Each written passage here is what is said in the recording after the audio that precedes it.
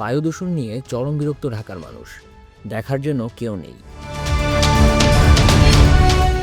যদি ঢাকাবাসী কাউকে জিজ্ঞেস করা হয় শহরের কী নিয়ে আপনি সবচেয়ে বেশি বিরক্ত, তাহলে সবচেয়ে বেশি ভোট পেয়ে এগিয়ে থাকবে নিঃসন্দেহে দূষণ।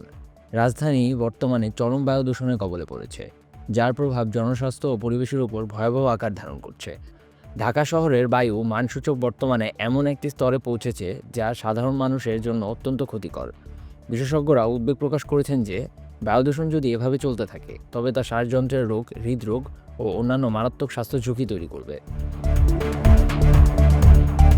ঢাকা শহরের বায়ুদূষণের প্রধান কারণগুলোর মধ্যে রয়েছে অতিরিক্ত যানবাহন, নির্মাণ কাজের ধুলো, কলকারখানা বর্জ্য, বিভিন্ন মাধ্যম থেকে তৈরি হওয়া ধোঁয়া।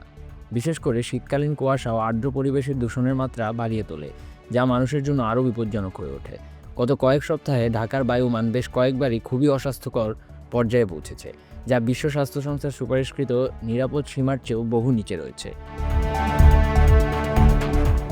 বিপজ্জনক পরিস্থিতি থেকে বাঁচতে সাধারণ মানুষের কিছু জরুরি পদক্ষেপ গ্রহণ করার পরামর্শ দিয়েছেন বিশেষজ্ঞরা, যার মধ্যে রয়েছে দূষণে চলার সময় ভালো মানের মাস্ক, সম্ভব হলে দূষণের সময় বাইরে যাওয়া থেকে বিরত থাকা।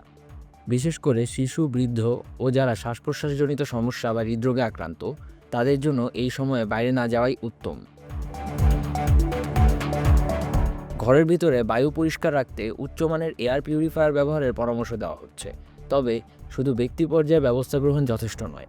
বায়ু দূষণ কমানোর জন্য সরকার ও স্থানীয় প্রশাসনকে আরও কার্যকরী পদক্ষেপ গ্রহণ করতে হবে বলে মত দিয়েছেন বিশেষজ্ঞরা।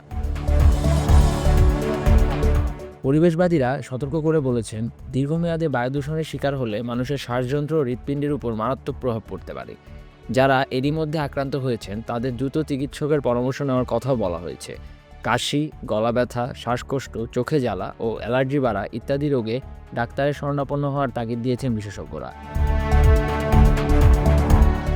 এছাড়া প্রাতিষ্ঠানিক দিক থেকে সড়ক পরিবহন ব্যবস্থায় দূষণ কমানো, নির্মাণ কাজের ধুলো নিয়ন্ত্রণ, শিল্প কারখানার ধোঁয়া নিয়ন্ত্রণ ও পরিবেশবান্ধব প্রকল্প নিশ্চিত করার উপর জোর দেওয়া হচ্ছে।